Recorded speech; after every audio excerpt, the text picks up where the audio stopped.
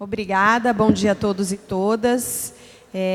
Queria agradecer a presença de vocês para participar desse painel, Proteção de Dados Pessoais, desafios do projeto de lei quando nós inscrevemos a atividade, mas agora são os desafios da lei, porque foi aprovada por unanimidade no Congresso Nacional, e então nós temos uma lei de dados pessoais no Brasil, essa é a boa notícia. E agora a notícia é que nós precisamos discutir, né, o papel dos diferentes setores na implementação desse novo marco normativo que nós conquistamos no Brasil. Essa é uma atividade promovida pela Coalizão Direitos na Rede, que representa o terceiro setor, e pelo Centro de Direito, Internet e Sociedade, o IDP, que representa a comunidade científica. Então, é uma atividade partilhada e proposta pelo terceiro setor e a comunidade científica. A nossa dinâmica do nosso painel, ela vai se dar da seguinte maneira. Nós vamos ter dois momentos. Um primeiro momento, onde cada participante vai usar 5 minutos para destacar algum aspecto que considera mais relevante da lei aprovada. Então, nós teremos 5 minutos para cada um fazer esse comentário. Em seguida, nós teremos 8 minutos para cada participante comentar e avaliar quais são os principais desafios que estão colocados para a implementação da lei aprovada. Nós vamos usar uma hashtag nesse nosso painel, que é hashtag Proteção de Dados FIB 2018, e esperamos que vocês possam nos ajudar aí a colocar essa hashtag na rede. Queria apresentar rapidamente os participantes do nosso painel, né? Aqui ao meu lado, a Nathalie Gazanio, que representa o Facebook, a gerente de políticas públicas e privacidade.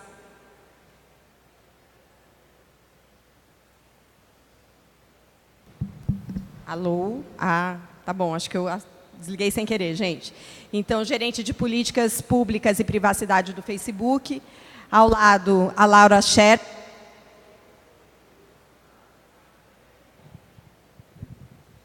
Isso. Ao lado, a professora Laura Schertel, professora da UNB, do IDP e diretora do Centro de Direito, Internet e Sociedade do IDP. Obrigada, Laura. Obrigada, Nathalie.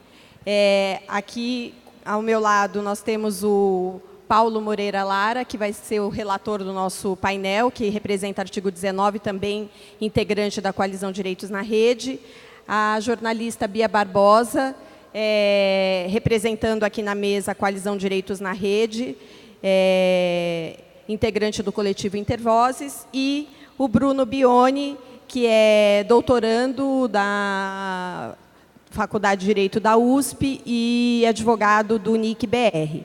Queria justificar a ausência do deputado federal pelo PCdoB de São Paulo, Orlando Silva, que foi o relator do projeto de lei, agora Lei de Dados Pessoais, que está hoje, neste momento, na Câmara dos Deputados, trabalhando pela derrubada dos vetos que foram colocados pelo presidente Temer à Lei de Dados Pessoais. Hoje haverá reunião do Congresso Nacional para avaliar vetos, e um dos vetos que serão avaliados é justamente o veto à criação da Autoridade Nacional de Proteção de Dados Pessoais.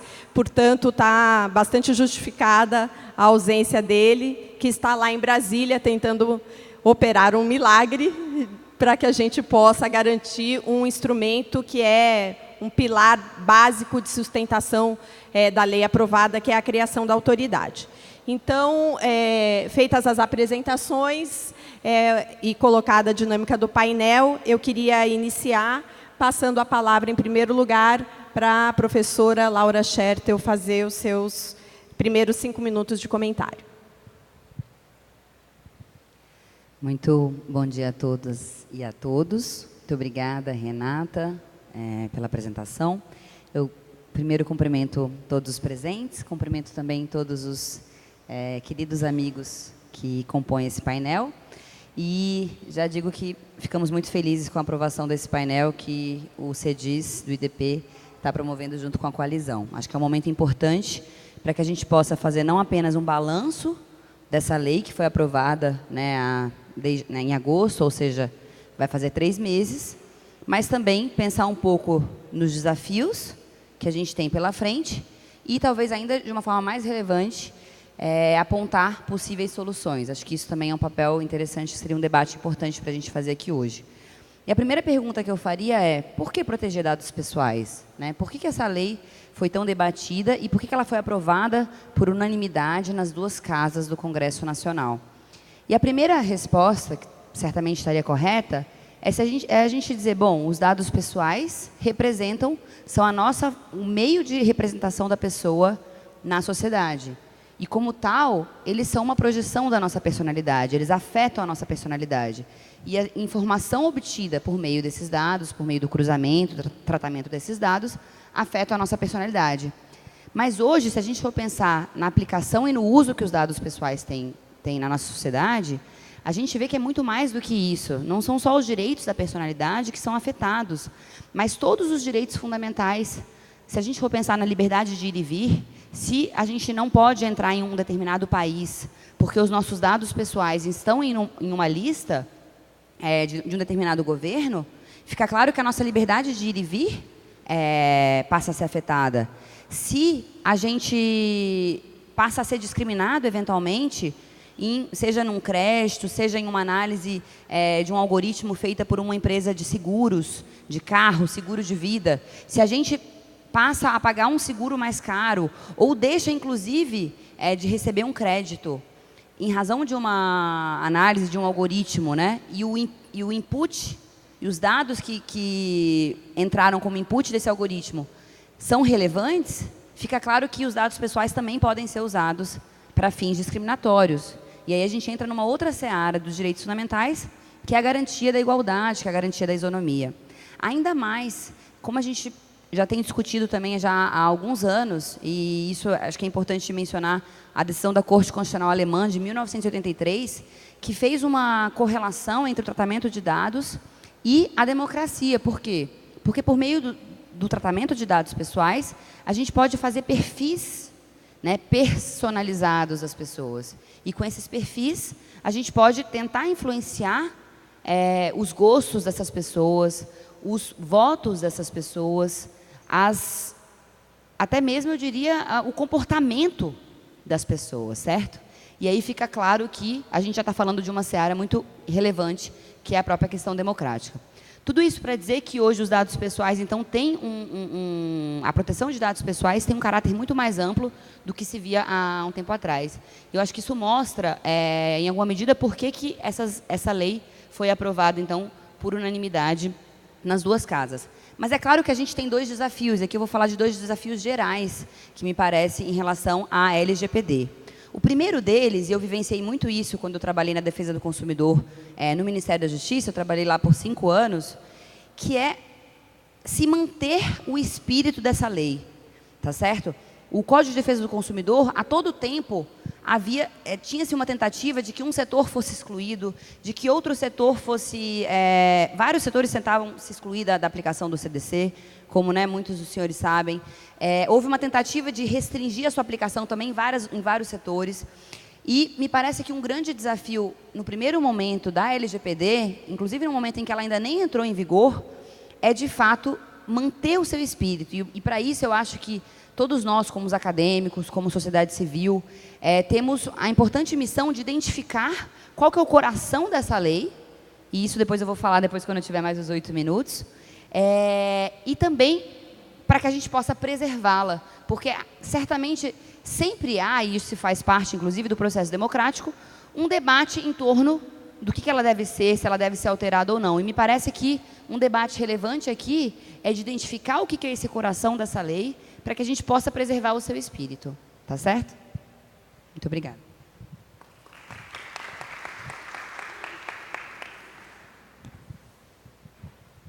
Obrigada, Laura. Acho que é exatamente esse o principal eixo do nosso debate. né, garantir que a essência da legislação, que visa proteger os dados, mas também proteger e colocar o Estado brasileiro, o Brasil, dentro do rol de países que já possuem uma legislação nesse sentido, nesse próximo período enquanto a lei ainda não está em vigor, né? Então, nós temos um processo, 18 meses de vacatio legis, para entender aí como que a gente vai enfrentar esse desafio.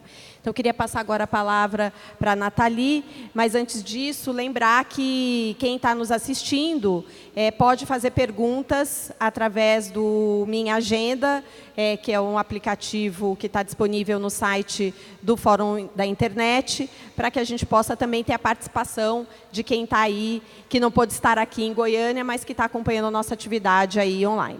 Nathalie, obrigada, e 5 minutos. Obrigada, Renata, e estendo também meu agradecimento à Coalizão Direitos na Rede de EUCEDIS pelo convite para participar desse painel. É um privilégio estar aqui hoje, e eu acho que é especialmente um privilégio a gente poder passar do debate dos últimos anos, que era um debate sobre os desafios para a elaboração da lei, ainda na sua fase de anteprojeto e projeto, para passar a discutir os desafios e o papel dos diferentes setores na implementação da lei. Eu acho que é o debate que realmente importa a partir de agora. E é muito bom poder fazer isso rodeada tanto na plateia quanto no painel por pessoas que qualificaram tanto esse debate aí ao longo dos anos.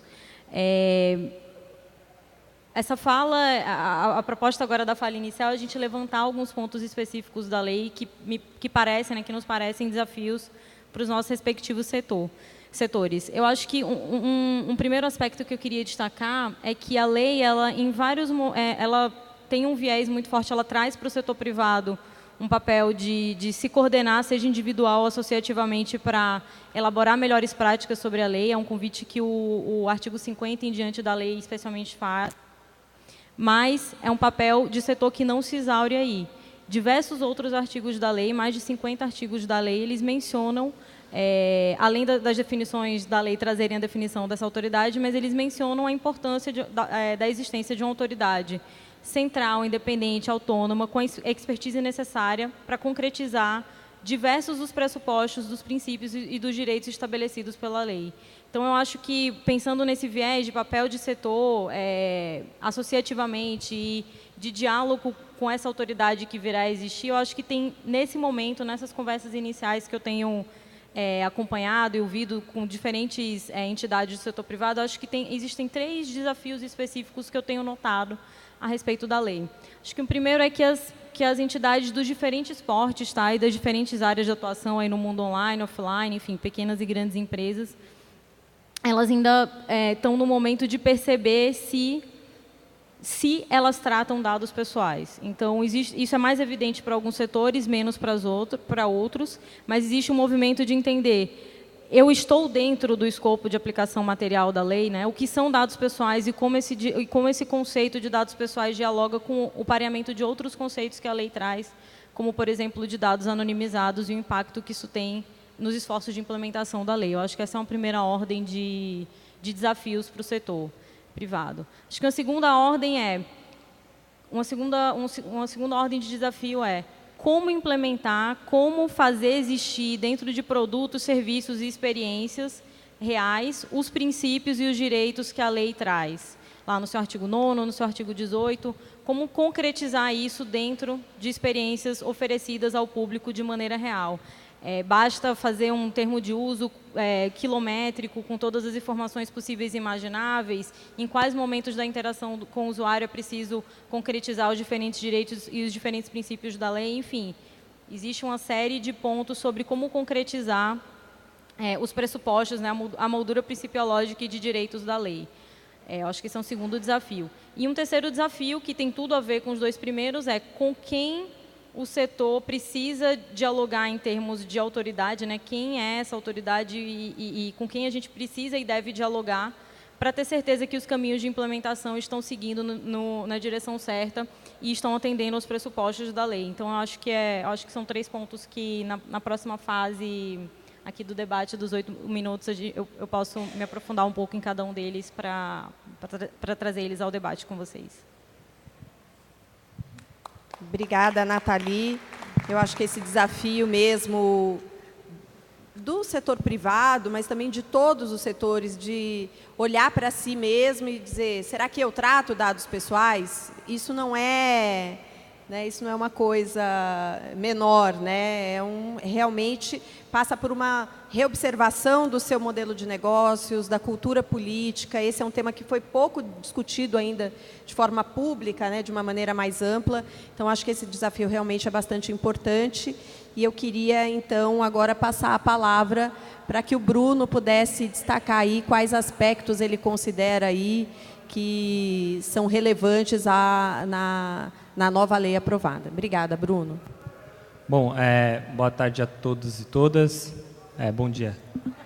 Bom, eu queria primeiramente agradecer o convite por fazer parte dessa mesa. E como a proposta é fazer primeiro um balanço do que foi esse processo e aí trazer o pano de fundo para a gente pensar quais são os desafios, eu acho que não tem como...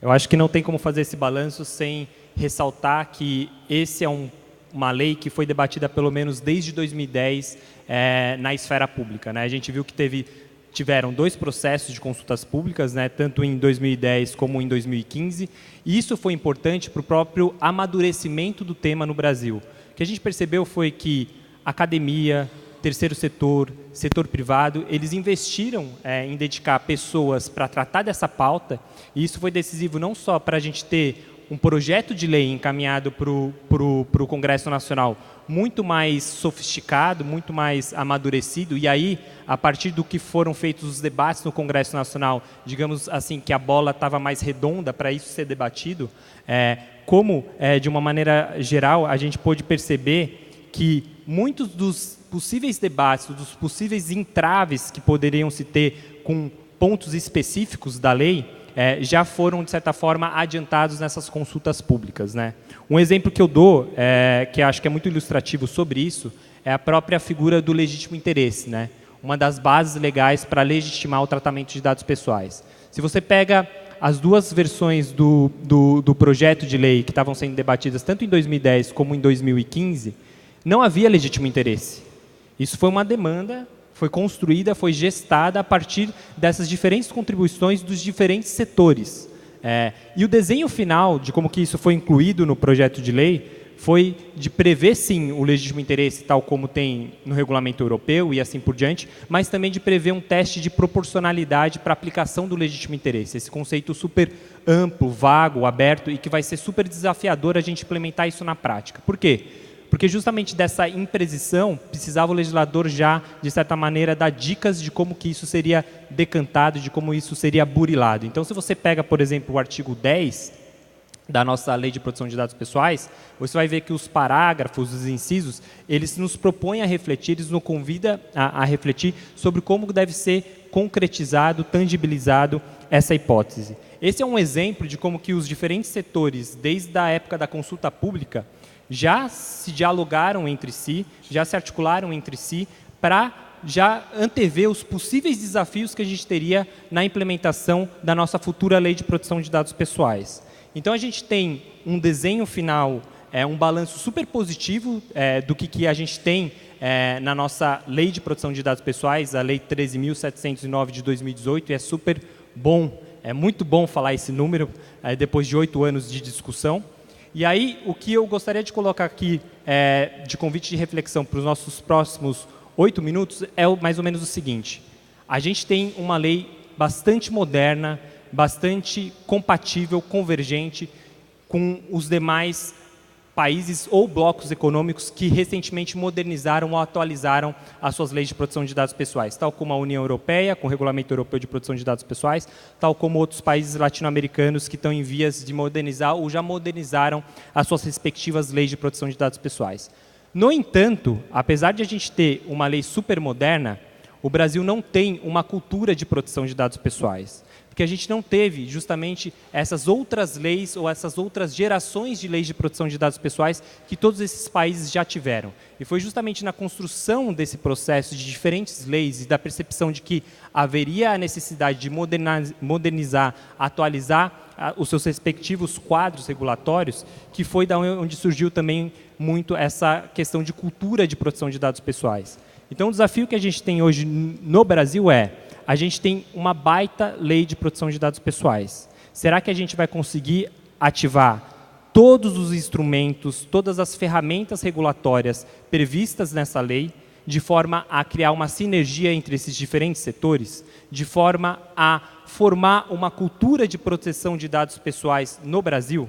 Eu acho que esse é um dos maiores desafios que a gente tem até a lei entrar em vigor, mas também depois que essa lei entrar em vigor. O processo de formação de uma cultura de proteção de dados pessoais não é um processo que vai se encerrar daqui a 1 ano e meio, no Carnaval de 2020, e também não vai se encerrar num prazo curto ou médio de 5 anos. Então, acho que esse é um dos maiores desafios para a implementação dessa lei de proteção de dados pessoais.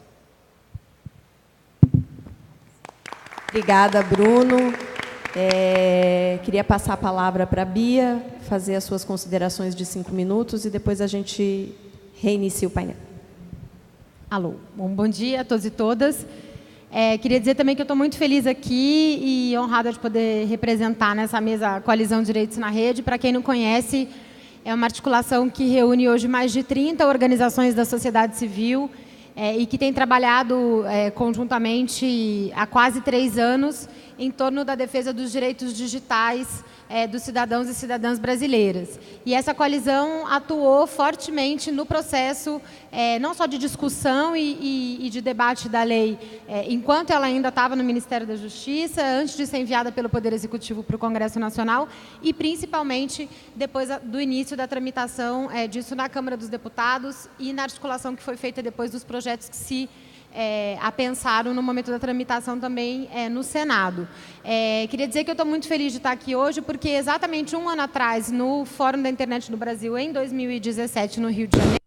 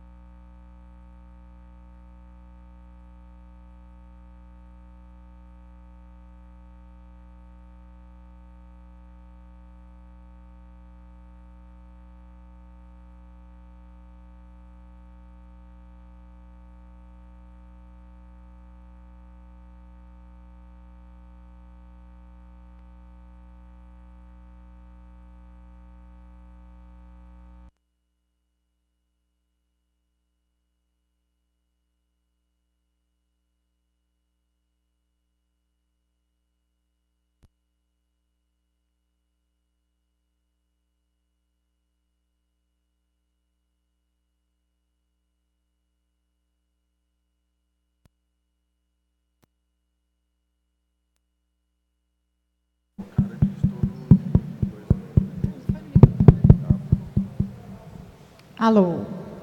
Pronto. Vamos lá, retomando. 1 ano atrás, a gente estava no Fórum da Internet no Brasil, no Rio de Janeiro, falando da campanha Seus Dados São Você.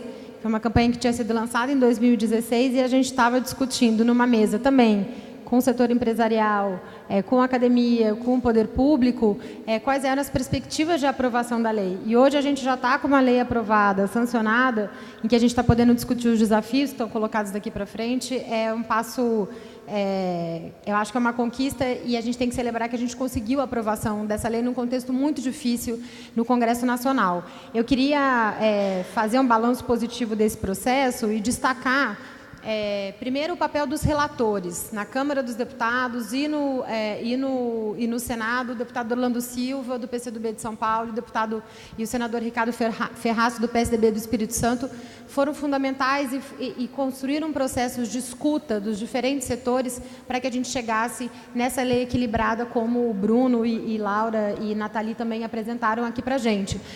E acho que a aprovação da Lei de Proteção de Dados Pessoais foi mais um exemplo depois da histórica aprovação do Marco Civil da Internet, que a gente teve, neste processo de concertação e de articulação e de negociação intensa entre os diferentes setores, uma experiência que acho que é benéfica para o processo legislativo brasileiro.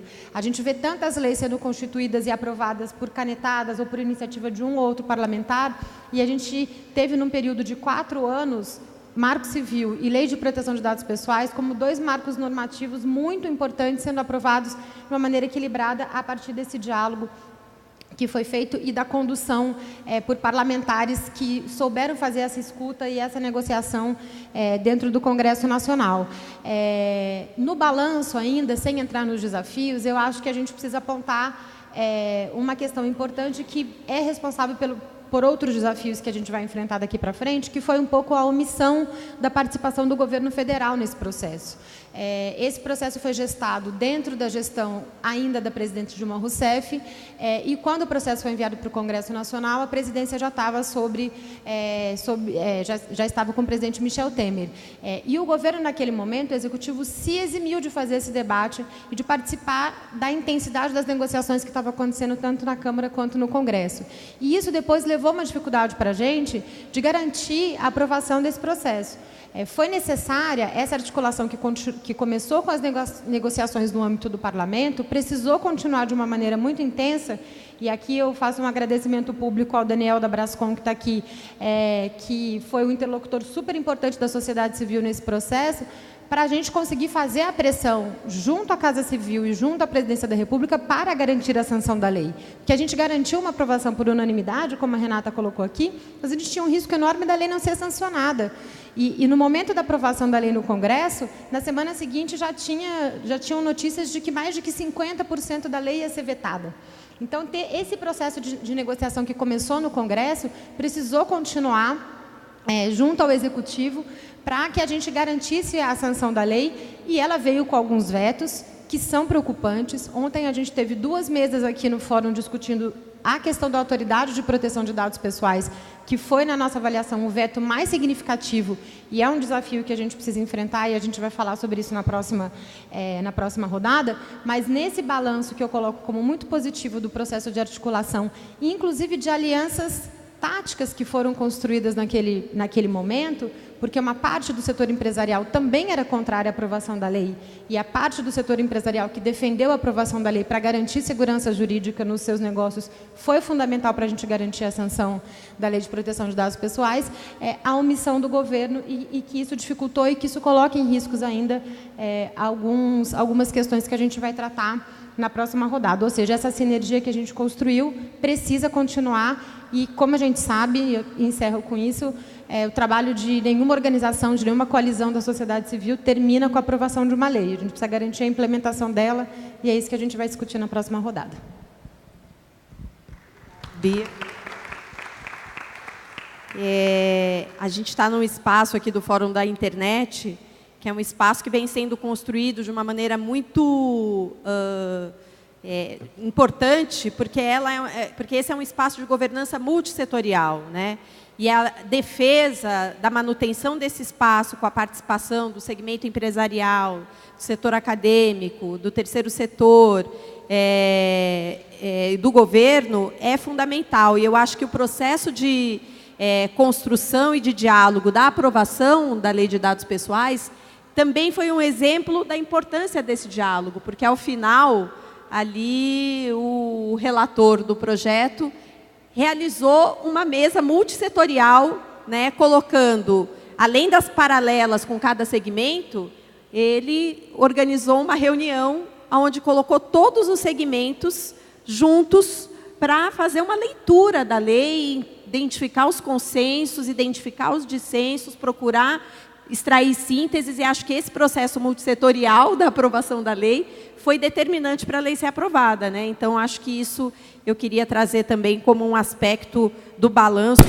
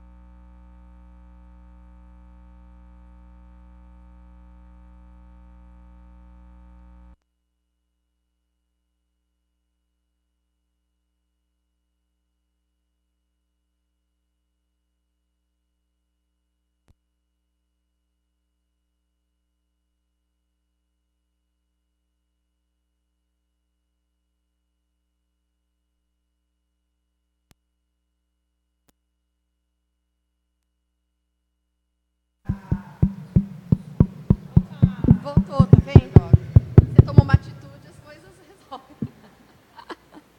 É que eu ia dizer que a queda tinha sido em todas as salas, né? Mas voltamos.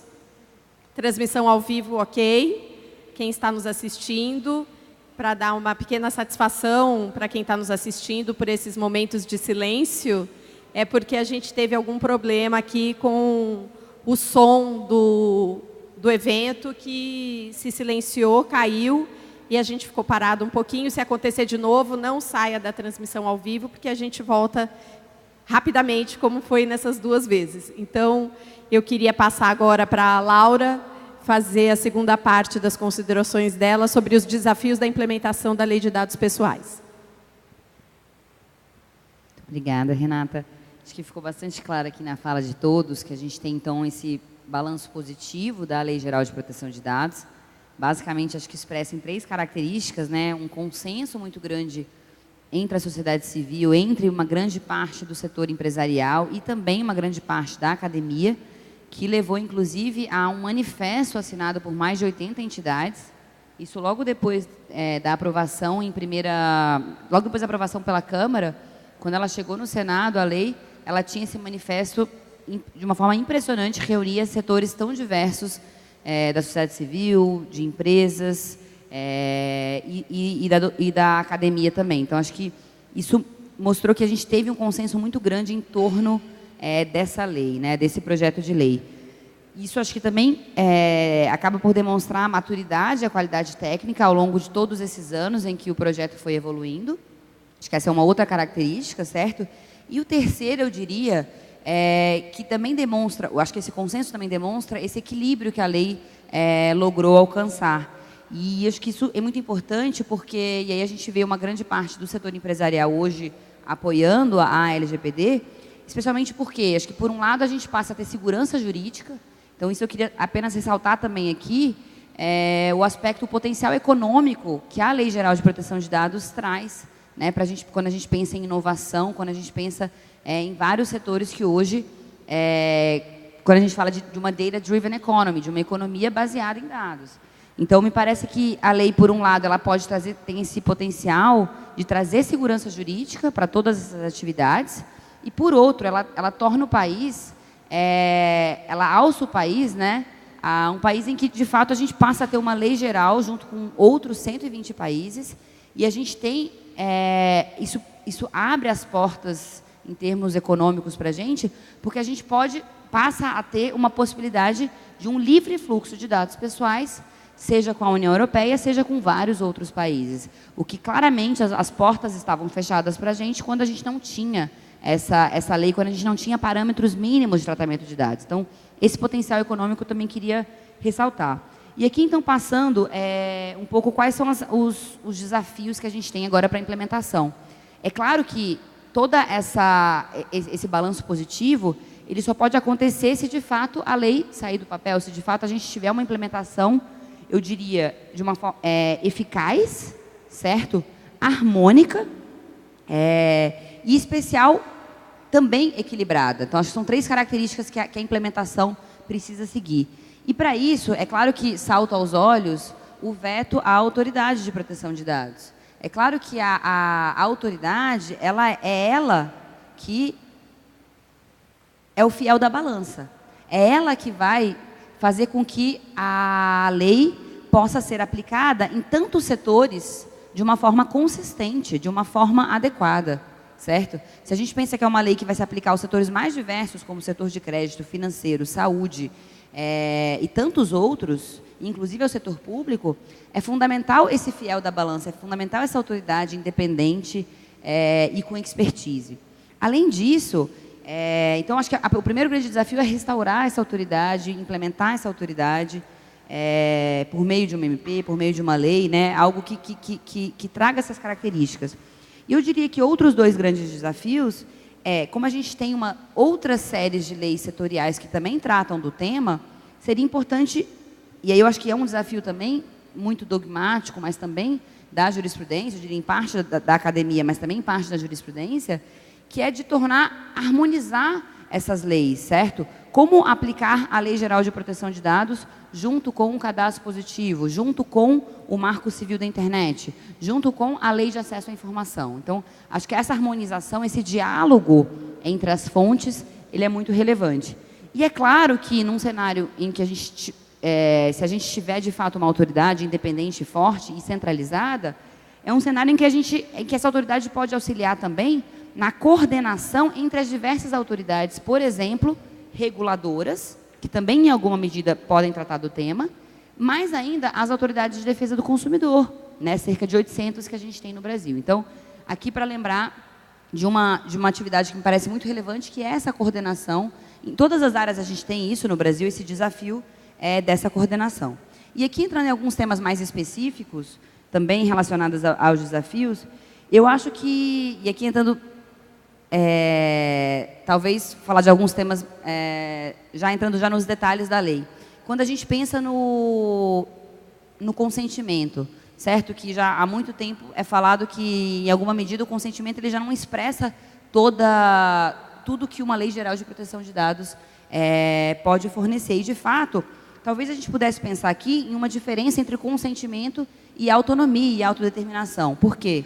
Porque nem sempre apenas assinar, né, os termos de uso, necessariamente isso vão exprimir ou vão expressar o que, de fato, aquele usuário queria queria expressar em relação aos seus dados. Eu acho que, nesse sentido, a gente também tem um desafio grande para o setor privado, que é, de fato, criar novas fórmulas, criar novas formas de oferecer para esse usuário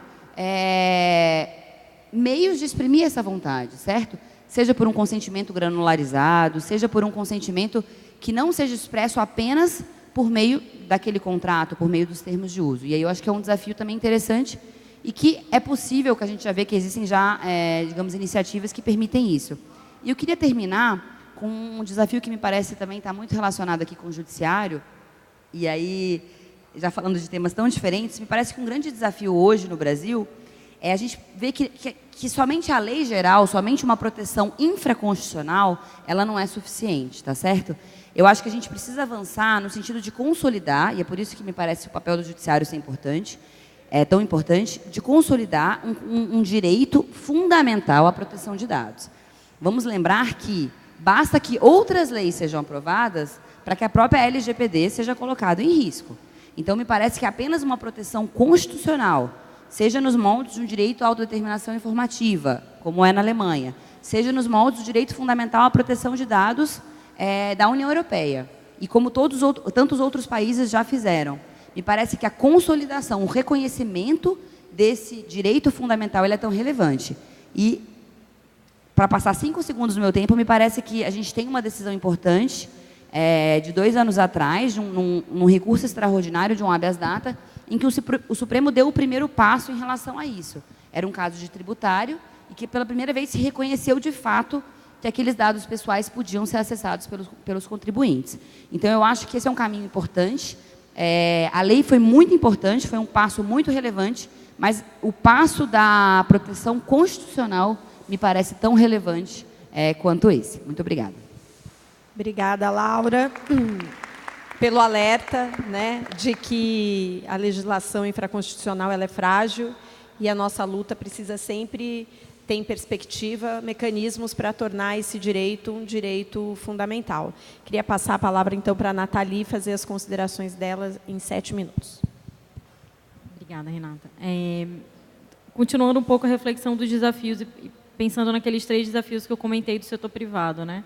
Só fazer uma pequena digressão anterior. Eu acho que antes da aprovação da lei, talvez, nos primeiros momentos após a sua promulgação, havia um temor de alguma parte dos setores de inovação do país, uma certa confusão entre o que é uma lei de proteção de dados e o que seria uma proibição do tratamento de dados, né? Existe um esforço de educar o setor de que a lei de proteção de dados ela não se confunde com a lei de proibição de dados. E, para isso, basta ver que mais de 120 países do mundo têm leis de proteção de dados nos moldes do que a nossa foi elaborada, mas, claro, a nossa levou em consideração a particularidade do Brasil, que era necessário, mas em nenhum desses países a lei significou uma proibição ao tratamento, muito pelo contrário. O que uma lei de proteção de dados traz são diretrizes, garantias mínimas para que o tratamento aconteça, com base em parâmetros mínimos que coloquem o titular no centro, né, dos processos de tratamento e lhe dê mais controle, lhe dê mais transparência acerca de como esse tratamento acontece. E quando a gente olha para a moldura principiológica da nossa lei, eu acho que para o setor privado é sempre importante mostrar que perseguir esse objetivo não é de maneira alguma e nem deve ser encarado como incompatível com o desenvolvimento tecnológico e a inovação do Brasil. Então, são princípios iguais da nossa lei, se a gente olha lá no artigo 2º, tanto a proteção à privacidade, a autodeterminação informativa, a proteção de direitos fundamentais do cidadão, isso tanto é um princípio da lei quanto é o princípio da promoção do desenvolvimento tecnológico e da inovação. Então, acho que esse é um processo aí de amadurecimento pelo qual o setor privado, em geral, já passou, mas que em algum momento gerou algum, vamos dizer assim, atrito na compreensão do verdadeiro significado do que é ter uma lei de proteção de dados no Brasil pela primeira vez. O primeiro desafio que eu comentei para diferentes organizações de diferentes tamanhos em diferentes setores, existe o desafio de entender o que essa lei tem a ver comigo, né? Ou, em outras palavras, eu trato dados pessoais e aí entram em jogo, né, entram na prática conceitos importantes da lei, como o conceito de tratamento de dados, o conceito de tratamento, que é super amplo no artigo 5º, o conceito de dados pessoais, como as informações que possam tornar uma pessoa identificada ou identificável, que também é um conceito amplo, protetivo, e o conceito, por exemplo, de dados anonimizados, que são encarados, por ora, como um direito. Então, se a gente olha lá no artigo 8º, existe um direito à anonimização de dados excessivos, por exemplo, e que são tratados como um outro lado da moeda em relação a dados pessoais. Então, quando o artigo 12 define o que são dados anonimizados, ele fala que não serão considerados dados pessoais os dados que sejam relativos a um titular que não possa ser identificado.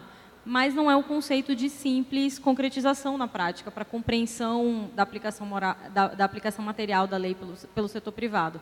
Tanto que, quando a gente olha como esses conceitos foram se encaixando em outras jurisdições, com a tradição mais longa de proteção de dados, foram necessários, além de conversas setoriais, guidelines específicas de autoridades de proteção de dados para permitir que o processo de anonimização, como uma garantia de direitos dos titulares, pudesse ser feito com segurança jurídica pelos agentes de tratamento público e privados. Então, a AICO no Reino Unido tem uma diretiva para explicar, para informar como o processo de anonimização pode ser feito. A Autoridade de Proteção de Dados de Singapura também tem uma diretiva nesse sentido. Então, enfim, são conceitos que estão ali no próprio coração da aplicação material da lei, mas que a gente percebe que dependem, para ser efetivamente implementados, de uma certa construção e de um amadurecimento que não se esgota só num determinado setor ao qual a lei se aplica. O segundo desafio que eu comentei é como implementar direitos e princípios abstratos, né, que a lei traz. Abstratos no sentido bom do tipo amplos. A lei fala que enuncia esses princípios, esses direitos, e ela, como todas as leis, não traz uma receita de bolo sobre como eles devem ser implementados. Então, o desafio de concretizar isso em produtos e serviços reais, né? Então, a gente olha que a lei ela não traz uma receita de bolo, mas ela indica os caminhos de como essas receitas, essas implementações vão ser construídas no futuro. Então, o artigo 6º fala que menciona a importância de medidas técnicas e administrativas aptas a proteger os dados pessoais. O artigo 46, no parágrafo 1º, fala que a autoridade disporá sobre padrões técnicos mínimos para tornar aplicável o disposto no caput sobre medidas de segurança, de proteção de dados.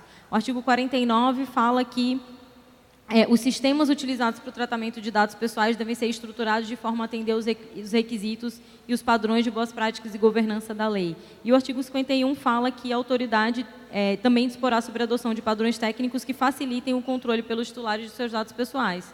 De todos esses artigos que eu li, eu acho que uma palavra está presente em quase todos, que é o papel da autoridade nessa concretização de conceitos amplos que a lei traz. Então, esse segundo desafio, embora ele possa começar a ser construído seguindo ali o artigo 50, as discussões setoriais e intra-organizacionais dos setores, ele parece chamar bastante para a importância de um diálogo com a autoridade que ajude a concretizar e oferecer guidelines para essas implementações. E, por fim, o terceiro desafio é também relacionado à autoridade, né? Os três super se comunicam, com quem dialogar, com quem, né, dentro da administração pública dialogar para ter certeza de que os planos internos de implementação ou os planos setoriais de implementação de direitos, eles estão seguindo no caminho certo. Eu acredito que isso já apareceu em outras salas, a gente teve 2 mesas ontem no evento só para discutir isso, mas assim, eu acho que vale também uma comparação com o mundo, né? Dos mais 120 países que têm lei de proteção de dados, só 12 não têm autoridades garantes dessa lei. E são países como a Nicarágua e Angola, por exemplo, né, em que se torna muito mais difícil concretizar esses direitos e concretizar essas obrigações. Tá? Então, só para fechar minha fala, o que me parece é que a existência de uma autoridade central, independente, autônoma, com expertise técnica, que saiba valorizar os princípios que a própria lei traz e que vão desde a proteção à privacidade até a promoção da inovação e do desenvolvimento tecnológico baseado no uso responsável de dados, ele é o principal antídoto para que a lei se esvazie. Seja porque a lei se esvazie pelas pessoas não conhecerem os seus direitos, seja para que a lei se esvazie porque não existem, vamos dizer, requisitos de segurança jurídica que ajudem os agentes de tratamento dos diferentes setores a implementá-la de maneira adequada. Obrigada, Nathalie. Queria passar a palavra para o Bruno e dizer que, ao final do painel, o Bruno está lançando o livro dele sobre proteção de dados pessoais, a função e limites do consentimento, ali no saguão. Então, quem quiser ir lá e conseguir um autógrafo do Bruno, a gente está recomendando bastante. Bruno. Bom, obrigado pelo merchan. Bom, eu terminei a minha primeira parte da fala falando sobre o balanço positivo e como que o desenho final da lei que a gente tem, ele é super positivo, é uma lei bastante moderna, bastante alinhada com o que a gente tem visto aí no âmbito da União Europeia e outros países que estão modernizando as suas respectivas leis de proteção de dados pessoais. E, ao mesmo tempo, eu fiz o contraponto, que é o seguinte: apesar de a gente ter essa lei super moderna, de última geração, a gente não tem uma cultura de proteção de dados pessoais, porque justamente a gente não teve outras leis gerais de proteção de dados pessoais. A gente sai de um vazio para uma baita lei geral de proteção de dados pessoais. E aí, bom, como que ao implementar essa Lei Geral de Proteção de Dados Pessoais, a gente consegue identificar uma possível sinergia entre todos esses atores afetados? E aí eu digo terceiro setor, setor privado e academia. Um dos grandes teóricos, e que inclusive já foi referenciado aqui, o Colin Bennett e o Raab, eles têm bastante produção sobre isso, em falando da governança da privacidade ou the governance of privacy.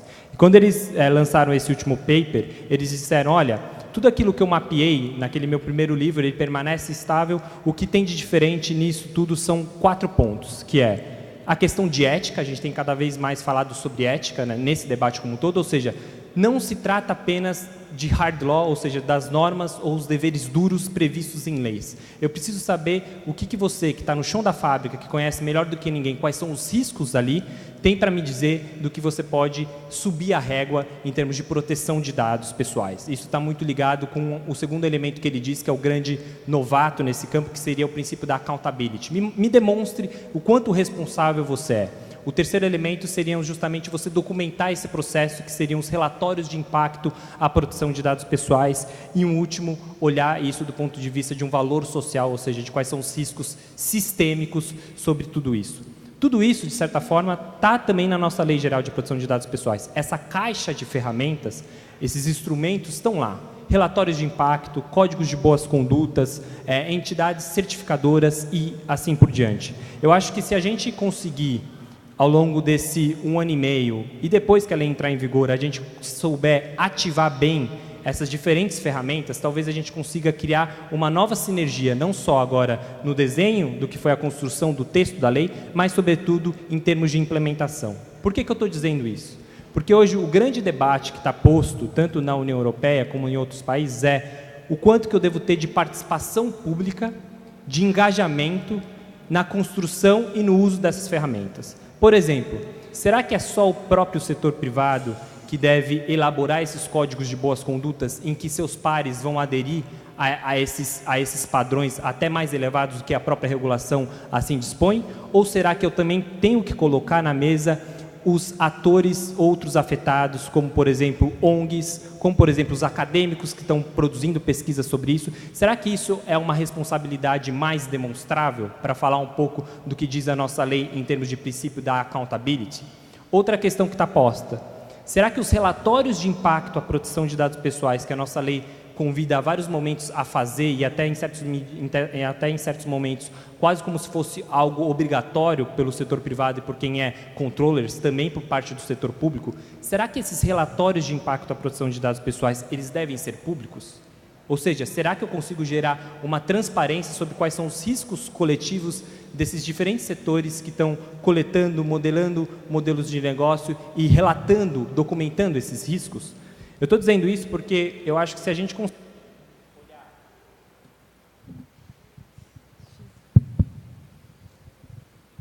olhar para essa caixa de ferramentas e ver como que esses diferentes setores têm os seus respectivos papéis em ativá-las, eu acho que aí a gente consegue criar uma sinergia muito forte, muito poderosa em termos das perspectivas, dos desafios e das oportunidades que a gente tem em termos de implementação dessa nova lei.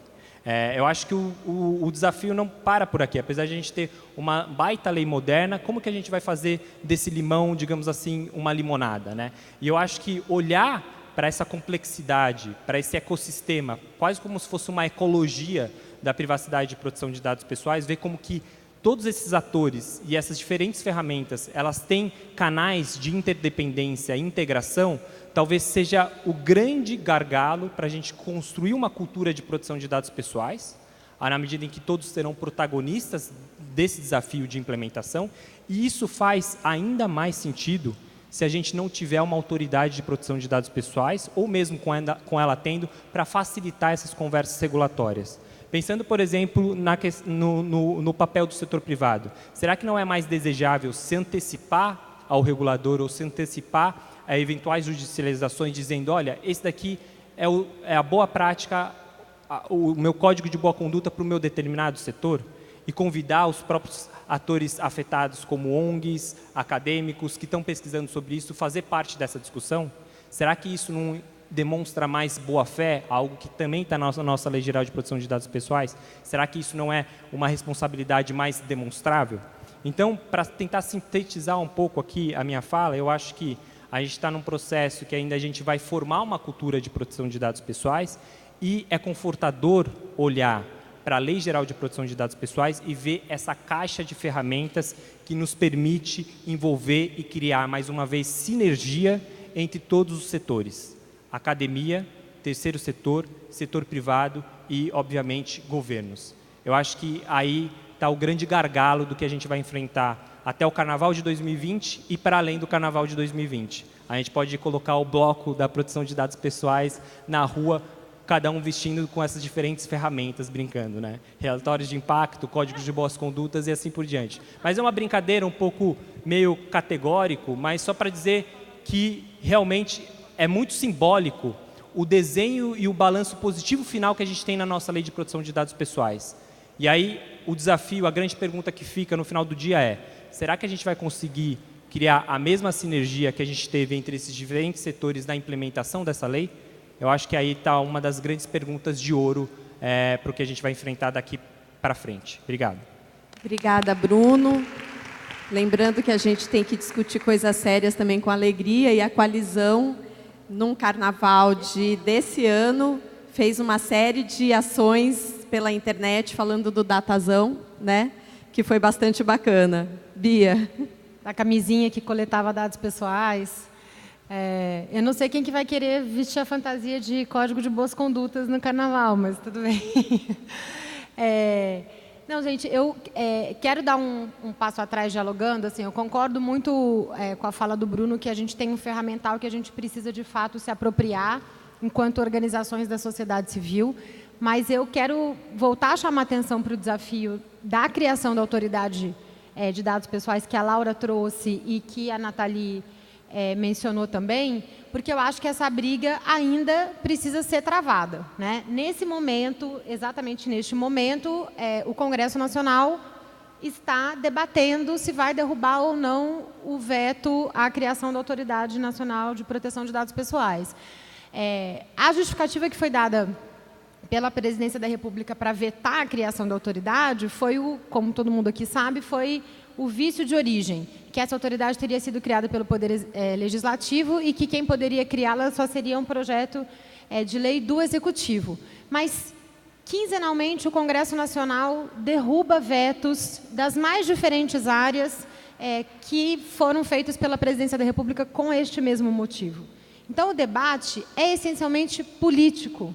Tem um aspecto técnico da constitucionalidade que a gente precisa disputar, mas tem uma questão política que precisa ser colocada, porque por trás de uma discussão de vício de origem de constitucionalidade, tem uma resistência do poder público de se criar uma autoridade de fato independente de proteção de dados pessoais. E acho que a gente não pode sair desse fórum sem compartilhar com todo mundo a informação dos riscos que existem no atual governo, e principalmente no governo eleito, que vai tomar posse no dia 1º de janeiro, dessa autoridade de proteção de dados pessoais virar uma secretaria, uma coordenadoria, uma diretoria submetida, hierarquicamente subordinada ao Gabinete de Segurança Institucional.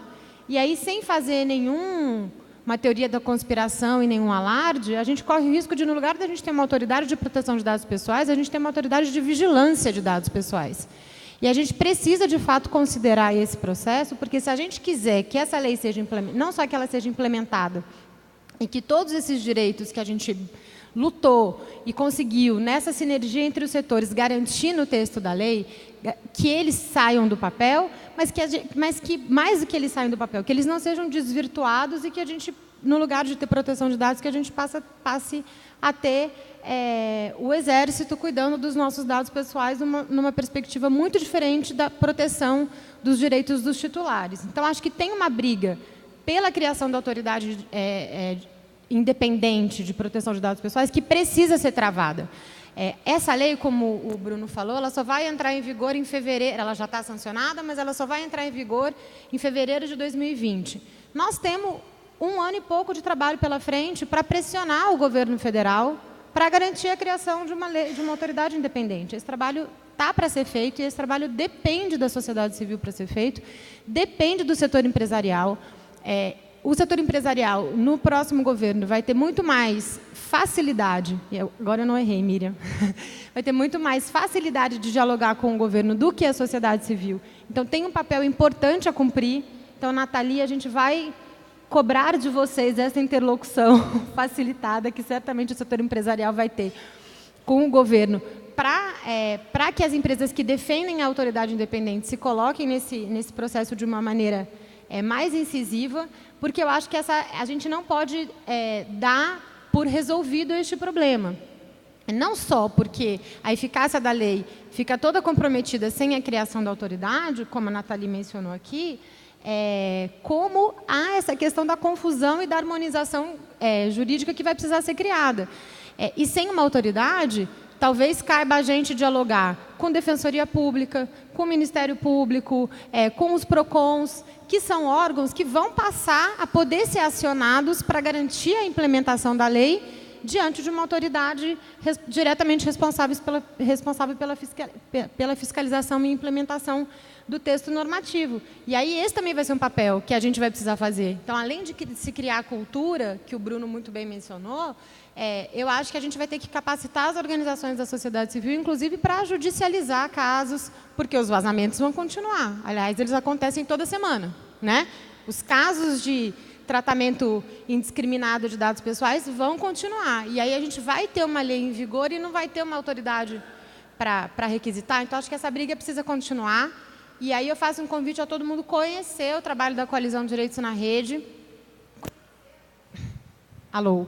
Conhecer a campanha Seus Dados São Você, que essa campanha vai continuar, né, porque a gente aprovou a lei que a gente vai deixar de seguir com essa iniciativa, justamente no sentido da gente fortalecer essa cultura de proteção de dados. E, por último, eu acho que a gente tem um outro risco que a gente precisa considerar, que é um risco de desmonte do texto da lei. Além do risco da criação da autoridade e do risco da gente não ter essa implementação de fato, nós temos um novo Congresso Nacional, mais sensível aos interesses dos setores que eram contrários à aprovação dessa lei, e não dos setores que eram favoráveis à aprovação dessa lei. Nós temos uma resistência grande dentro do Poder Executivo, em parte pelo fato de desse Poder Executivo não ter se apropriado desse debate, não ter participado dessa discussão, e ter uma incompreensão em alguns setores de que a lei não precisa ser respeitada pelo poder público, que a lei só caberia às empresas. Então, a gente tem um risco real que vai continuar passando pelo parlamento, que é de manter a integralidade da lei. Porque a gente já sabe o que aconteceu com o Marco Civil da Internet. O Marco Civil da Internet, na semana seguinte à sanção da lei, já tinha vários projetos tentando modificar o texto do Marco Civil da Internet. E até hoje tem isso. E parte do nosso trabalho dentro do Congresso hoje é proteger os princípios do Marco Civil da Internet. Então, esse risco também existe. Não é porque a gente acabou de sancionar essa lei que ela está garantida e que o nosso desafio é só a implementação. Uma parte importante da nossa vigilância e do nosso monitoramento, para a garantia dos direitos que a gente conquistou, vai ser manter essa lei na sua integralidade até a sua entrada em vigor, porque corre o risco da gente chegar no Carnaval do ano que vem e da gente ter só alguns pedaços dela ou não ter nada disso. Então, não é para deixar ninguém em pânico, mas é para deixar todo mundo alerta, né? A gente precisa se manter ativo, a gente precisa se manter organizado e a gente precisa seguir defendendo esse processo. Então, convidar vocês a conhecerem o trabalho da Coalizão Direitos na Rede, porque a gente vai continuar nessa trincheira. Obrigada. Obrigada, Bia. Queria passar imediatamente à fase do debate. Então, as pessoas que encaminharam suas perguntas online, a gente queria pedir para o pessoal anotar, porque a gente, para ser mais dinâmico, porque nós começamos atrasados e estamos com o tempo um pouco curto, vamos receber as perguntas que vieram online e, em seguida, a gente abre o microfone para quem tiver perguntas à mesa aqui que está no painel. Perfeito. Pelo API, nós recebemos 2 perguntas. Uma foi feita pelo Bruno, e ele pergunta assim: como os diferentes setores da sociedade se apropriam da noção de consentimento expresso pela Lei de Proteção de Dados Pessoais e que conflitos são inerentes aos diferentes interesses em torno do conceito? Direciono essa pergunta para o Bruno e para a Nathalie. A segunda pergunta não foi identificada, quem enviou não se identificou, mas ele pergunta assim: entre os países com legislação de proteção de dados pessoais, foi citado que aqueles com e sem autoridades, né, ou agências de regulação similares, mas... E aí ele pergunta quais são as diferenças, se vocês têm informação, quais são as diferenças de resultado e de implementação entre esses países. Beleza. Essa é para a mesa, tá? Não tem especificação. Tá ótimo. Vamos abrir já o microfone. Quem tiver questão pode se encaminhar aí. Então, o pessoal vai respondendo até que vocês se animem. Bruno. Alô. Bom, pergunta sobre o consentimento, né? Eu acho que a primeira questão a ser endereçada, ou que a gente deve refletir, é como que a gente utiliza de um veículo mais significativo ou mais eficiente para a gente empoderar os titulares dos dados, os cidadãos, com um melhor controle, um melhor processo de tomada de decisão sobre como seus dados são tratados, né? De uma certa maneira, a gente viu uma contratualização do consentimento, né? Muitos termos de uso, políticas de privacidade, onde que você tem muito aquela lógica de tudo ou nada, ou aceito ou não aceito, e cada vez mais a gente está vendo como que outras tecnologias podem, de certa maneira, dar um melhor empoderamento do titular com relação a esses tipos de decisões, né? Então, por exemplo, o que a gente vai ver no Carnaval de 2020, ou que a gente viu também com a entrada em vigor da GDPR, é que você tem que desenvolver tecnologias e, inclusive, interfaces mais amigáveis para que esse consentimento ele seja um consentimento válido. Então, painéis de controle de privacidade, questões de interação ou UX num próprio aplicativo que seja mais transparente essa coleta, esse tratamento e essa autorização que é dada pelo próprio titular. O segundo ponto que eu gostaria de falar aqui é que, na nossa Lei Geral de Proteção de Dados Pessoais, o consentimento ele é apenas uma das hipóteses para o tratamento de dados. Você vai ter outras 9 hipóteses. Então, não se trata apenas de consentimento, né? Consentimento e mais outras 9 situações onde você pode legitimamente, licitamente, tratar dados pessoais. E aí eu acho que está uma das grandes questões, como que essas outras 9 hipóteses vão ser utilizadas, mas ainda assim de maneira que o titular do dado ele tenha perspectiva, transparência com relação à utilização dos seus dados. Ou seja, o conteúdo do que a nossa lei diz como autodeterminação informacional, esse meu poder de controle sobre as minhas informações, vai muito além do consentimento. Quando a gente fala, por exemplo, de legítimo interesse, que o outro lado da moeda é a legítima expectativa do titular dos dados. Como que essa legítima expectativa, ela ainda me proporciona um controle sobre os meus dados, ainda que eu não esteja falando de consentimento? Eu acho que esse vai ser um dos grandes desafios, ou seja, como que as outras 9 hipóteses de tratamento de dados pessoais ao lado do consentimento, ainda assim dão espaço para o titular, para o cidadão, em última análise, ter controle sobre as suas informações. Sim. Eu vou passar para a Nathalie, falar um pouco também da questão do consentimento, e depois passo para a Laura comentar a outra pergunta dos países. Mas aí você já emenda. Acho que o Bruno falou várias coisas que já estavam aqui no meu mapa mental de resposta para a pergunta. Não é uma questão de apropriação, é uma questão de efetivação de uma das bases legais, que inclusive prevista na nossa própria lei, dentre outras, aptas a efetivar o tratamento.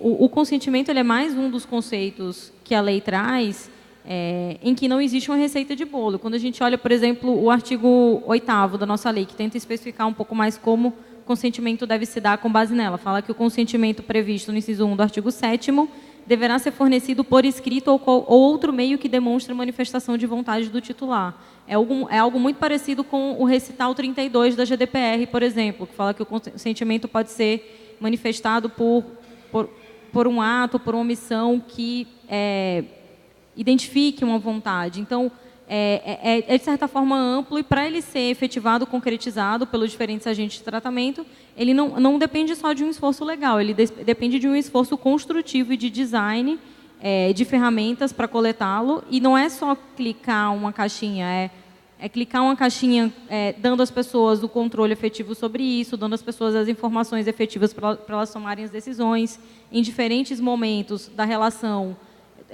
do titular dos dados com aquele serviço. Não é algo que se esgota num determinado ato, nem só num determinado momento, e nem é algo que existe, vamos dizer, em abstrato. É extremamente contextual com o momento em que ele é prestado e com diferentes momentos em que ele é requerido novamente.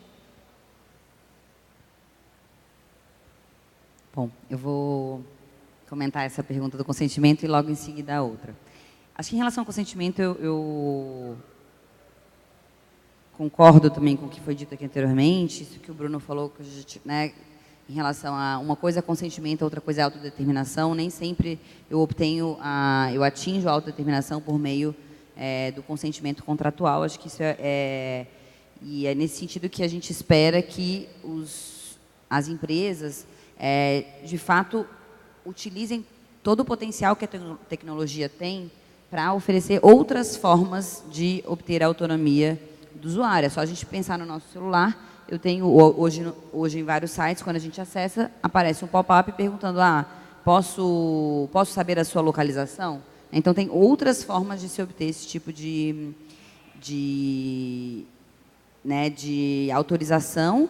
E mais ainda, eu posso oferecer, inclusive, que tipo de ferramentas de controle nesses aplicativos, nesses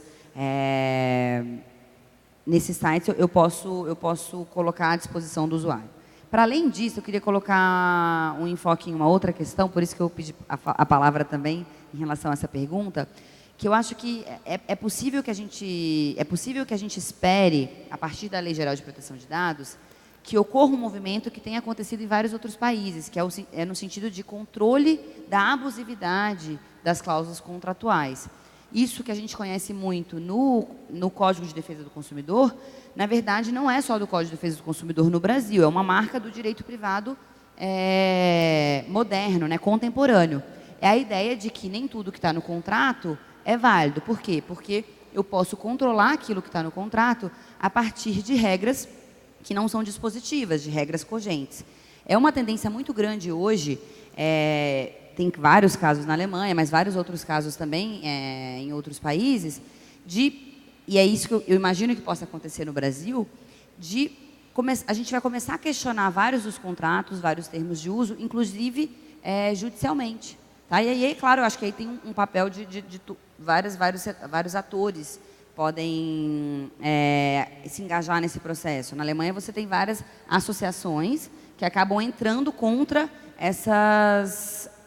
Muitas vezes, para obter a abusividade de determinadas cláusulas, entrando contra determinadas empresas. Então, esse acho que é um processo que eu imagino que deva acontecer no Brasil.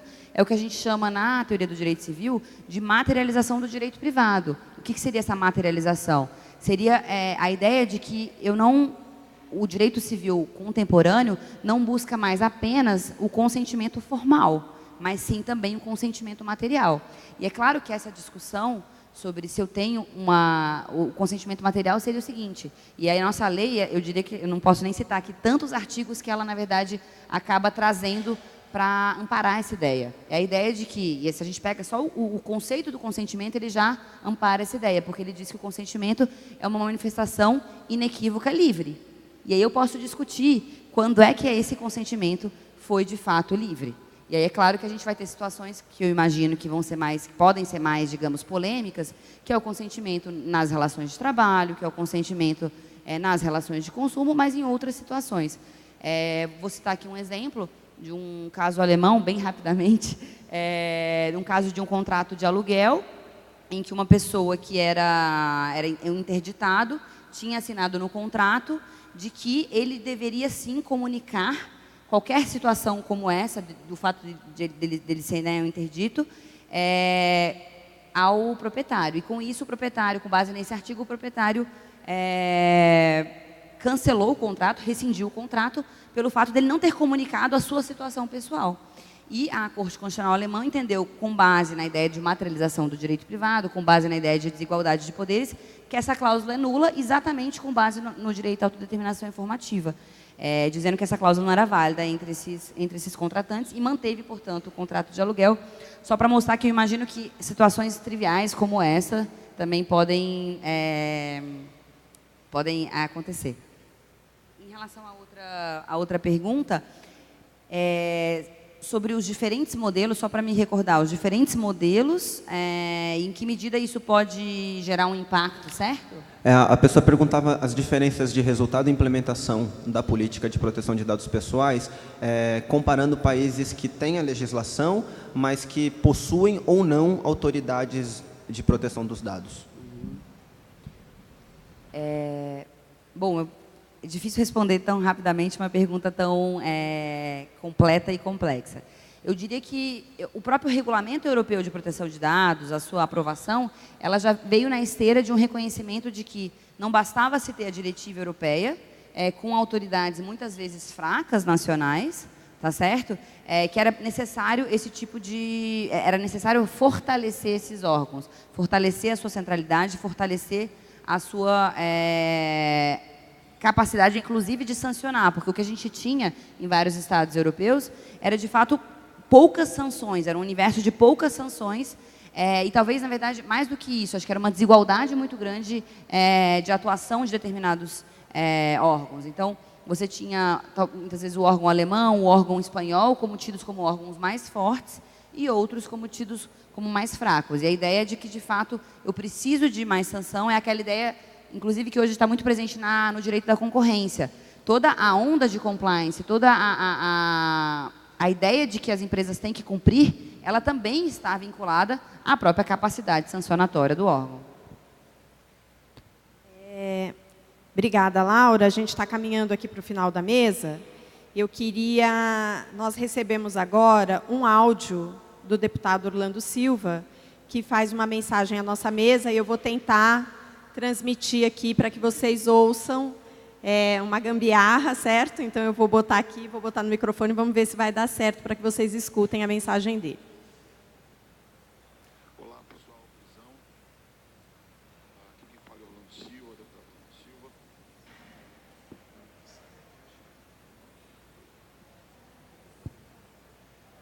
Que estava baixo, peraí, estava baixo.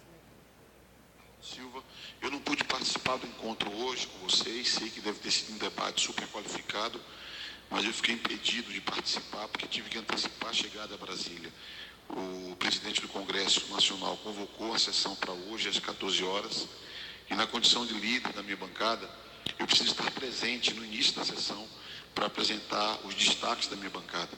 E o destaque que nós vamos apresentar, inclusive, diz respeito a vetos feitos à Lei Geral de Proteção de Dados. Então, minha presença física no início da sessão do Congresso ela era fundamental.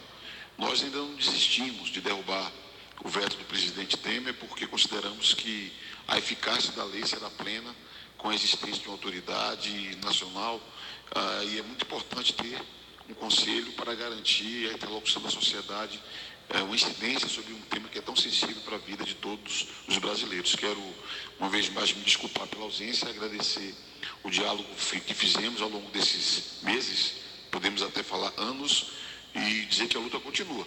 Vamos até o fim garantir a privacidade de cada brasileiro, cada brasileira, e que a economia de dados que tem relevância não signifique ferir os direitos individuais, tá bom? Um bom trabalho para todos vocês e espero vê-los em breve. Queria dizer que uma das estratégias que a gente está trabalhando para a sessão de hoje na Câmara, no Congresso, talvez tentar, se a gente não conseguir derrubar o veto integral ao capítulo que criou a autoridade e o Conselho Nacional de Dados Pessoais, é tentar ver se a gente consegue pelo menos garantir a manutenção do Conselho, né? O Conselho não teria vício de origem, né? Que era um dos argumentos, que é o principal argumento utilizado para o veto, e isso nos garantiria ter pelo menos um espaço de incidência política no acompanhamento do processo de implementação da lei. Mas esse é um recuo quando se houver a percepção de que a derrubada integral dos vetos não seja possível. Então, a gente está trabalhando em várias frentes, porque, como disse o Orlando e todos aqui na mesa, a eficácia da lei é diretamente proporcional à existência de uma autoridade forte e independente. Nós estamos caminhando para o final. Queria ver se tem alguma questão, Luiz Fernando. Eu vou ser bem breve, como me pedem. Todos ressaltaram nas suas brilhantes exposições a importância da agência. A fala do Orlando Silva coroa isso. Uma pergunta. Na eventualidade da não aprovação, ou até mesmo do risco que a Bia alerta de se aprovar algo que não atenda à expectativa de todo mundo, pergunto, a lei aprovada e a Constituição Federal admitiriam a criação de agências estaduais, em caso positivo, de proteção de dados? Em caso positivo, qual seria a competência dela e quais os limites da atuação dessas autoridades dos Estados Federados? Todos podem responder, mas imagino que a Laura tenha bastante familiaridade com o tema, o Bruno também. Obrigado. Obrigada, Luiz. Eu vou fazer o seguinte, como nós estamos chegando ao final da mesa, eu vou passar para todos fazerem comentários sobre a pergunta e também já fazer o encerramento com as suas considerações finais. Bruno, pode começar por você? Bom, vou ficar um pouco mais na reflexão que o Luiz Fernando trouxe. Sobre a criação de agências estaduais ou mesmo a própria movimentação para leis estaduais ou leis municipais de proteção de dados pessoais. Eu acho que o escopo, tanto das leis como eventuais autoridades, ele é bastante residual e específico para eventualmente endereçar proteção de dados pessoais dentro dessa perspectiva tanto do Estado como do próprio município. Isso é muito forte quando a gente vai pensar, por exemplo, em cidades inteligentes ou assim por diante. Então, acho que o espaço ele é residual e há um risco, obviamente, de um movimento de fragmentação ou mesmo de flexibilização do que a gente tem a nível federal, né, se a gente for pensar.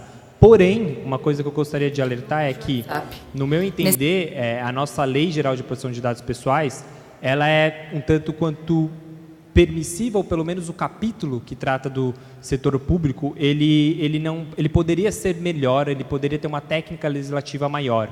Então, pensando nesses possíveis movimentos, tanto a nível estadual quanto municipal, coisas podem ser aclaradas com essas eventuais leis estaduais ou municipais de proteção de dados pessoais.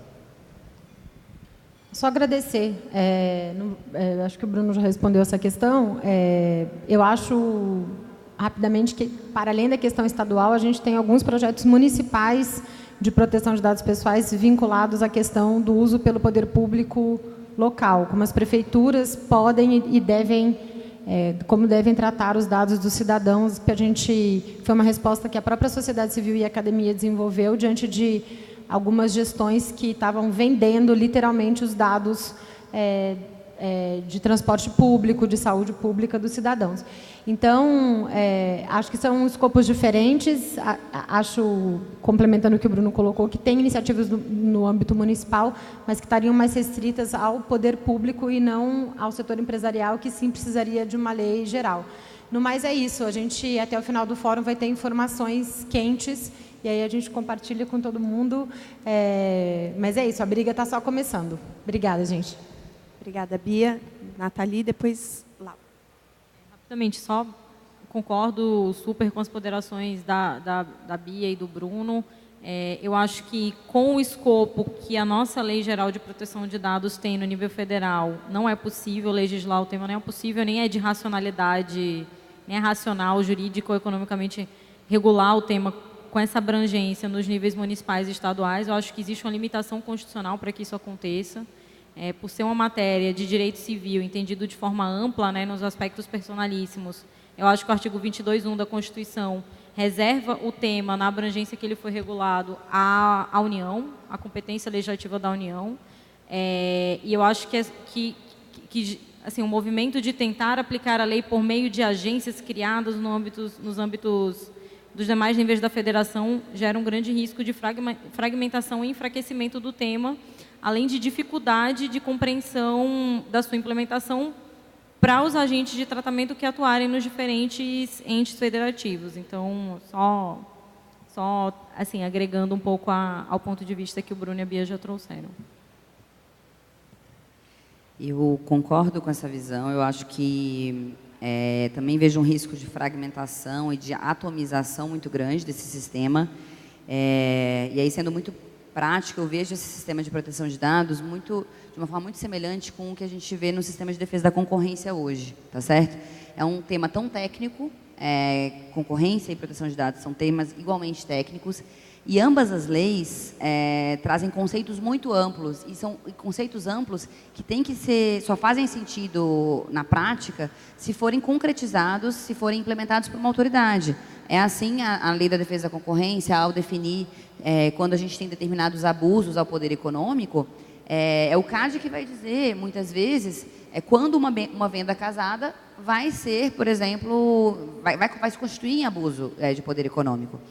Da mesma forma, imagine se a gente tivesse autoridades diferentes dizendo o que configura legítimo interesse.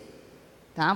Só um exemplo muito prático. Imagina que marketing direto seja considerado como legítimo interesse por um Estado, pelo Estado de São Paulo, e não seja considerado legítimo interesse por uma autoridade de outro Estado. Um outro tema polêmico, se dados pessoais de uma pessoa falecida são dados pessoais ou não. Tá? Isso o regulamento europeu tratou, a nossa lei não tratou. Imaginem se um Estado diz que não, dados pessoais dados de pessoas falecidas estão fora da lei, e outro Estado diz que não. Como é que a gente vai fazer um inventário que eventualmente, né? Então, assim, acho que questões muito concretas impedem esse tipo impediriam isso, eu acho que impediriam e dificultariam de uma forma muito grande a aplicação consistente da nossa lei. E dessa aplicação consistente vai depender a eficácia da proteção dos direitos do cidadão e a segurança jurídica por parte das empresas, que são os dois grandes pilares, certo? É a proteção dos direitos fundamentais e a segurança jurídica que as empresas vão ter ao lidar com essa norma. Então, eu acho que a gente tem, de fato, fundamentos com base no artigo 22, fundamentos na Constituição, fundamentos muito fortes que amparam essa visão.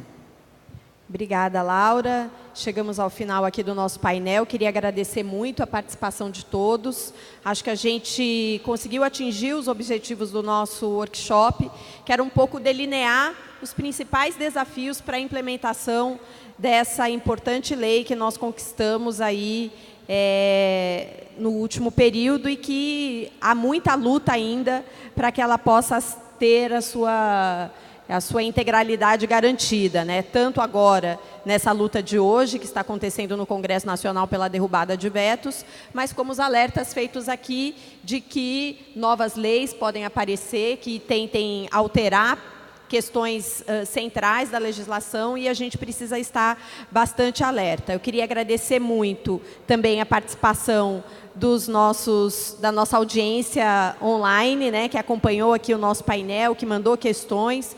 Queria agradecer a presença de cada um aqui que esteve presente e convidar vocês a acompanharem, né, os trabalhos da Coalizão Direitos na Rede, pelas nossas páginas, seja nosso site, seja nossos perfis nas redes sociais, e dizer que esse vai ser um momento onde a gente vai precisar de mais pessoas na nossa luta, né, no momento que a gente ainda não tem muito claro como vai ser a relação do próximo governo com as organizações não governamentais, com o movimento social, né, algumas declarações aí que a gente não sabe exatamente se haverá espaço de interlocução entre essas organizações, entre os ativistas e o próximo governo.